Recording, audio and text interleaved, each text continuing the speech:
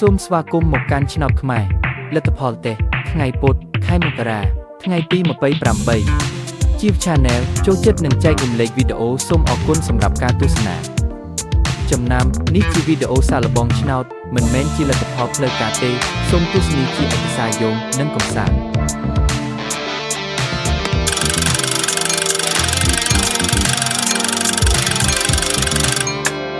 រង្វាន់ទី1 8 6 9 1 9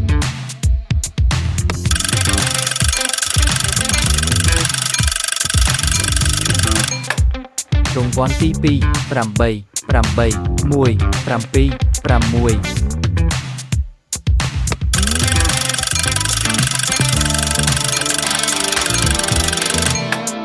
រង្វាន់ទី3 3 5 0 7 5